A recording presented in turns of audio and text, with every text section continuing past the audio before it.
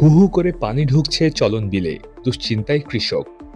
ভারী বৃষ্টি ও ভারতের উজান থেকে নেমে আসা পাহাড়ি ঢলের পানি আত্রাই নদী ও কয়েকটি খাল দিয়ে হু হু করে ঢুকছে চলন বিলে। বিস্তীর্ণ ধান খেতে এভাবে পানি ঢুকে পড়ায় বোরো ধান নিয়ে দুশ্চিন্তায় পড়েছেন কৃষকেরা। তবে ফসল রক্ষায় খালের মুখে মাটির বাঁধ দিয়ে পানি আটকানোর প্রাণপণ চেষ্টা করছেন চাষিরা।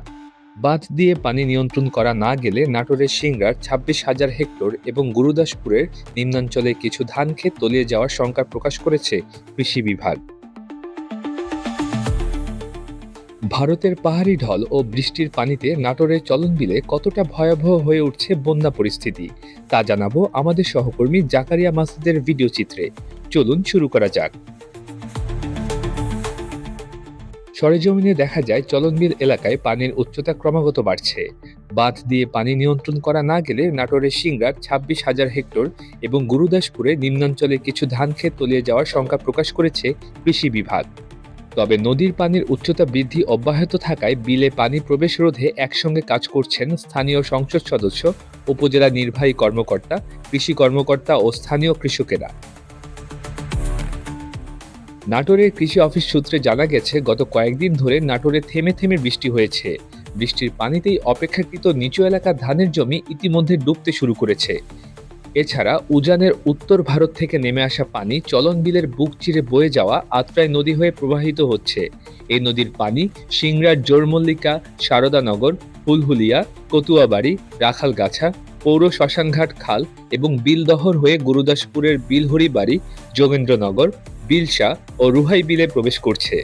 স্থানীয় প্রশাসনের সহযোগিতায় বিভিন্ন খালের মুখে মাটির বাঁধ নির্মাণ করে পানি আটকানোর আপ্রাণ চেষ্টা করছেন চাষিরা।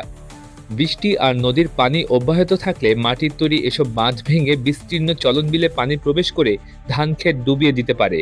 খোঁজ নিয়ে জানা গেছে, সিংড়ায় চাষ হওয়া ৬,৬১০ হেক্টরের মধ্যে ৩০% ধান কাটা হলেও বাকি প্রায় ২৬,০০০ হেক্টর জমির ধান মাঠেই রয়েছে। এছাড়াও গুরুদাসপুরের ৪,৪৩৫ হেক্টর জমির ধান এখনও কাটাই শুরু হয়নি। এসব ধান কেটে ঘরে তুলতে আরও প্রায় ১৫ থেকে ২০ দিন সময় প্রয়োজন। স্থানীয় লোকজন জানান, আত্রাই নদীর পানি শুক্রবার রাত থেকে সিংড়ার জোরমল্লিকা সেতুর নিচ দিয়ে জোরমল্লিকা বিলে প্রবেশ করতে শুরু করে। সেই পানি প্রবেশ করছে গুরুদাসপুরের বিলগুলোতেও। কৃষকেরা খবর পেয়ে শুক্রবার রাত থেকে সেখানে মাটি কাটার যন্ত্র ব্যবহার করে সেতুর নিচে মাটির বাঁধ নির্মাণ করেছেন। বাঁধ দেওয়ার পর থেকে নদীর পানির উচ্চতা আরও বাড়ায় শঙ্কাও বাড়ছে।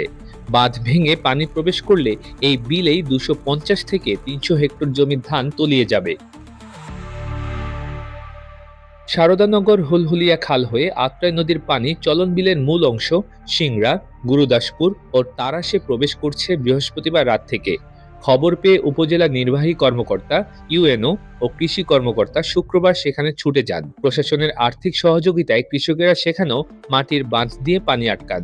তবে পানির চাপ পড়লে যেকোনো সময় বাঁধ ভেঙে ধান ক্ষেত তলিয়ে যেতে পারে।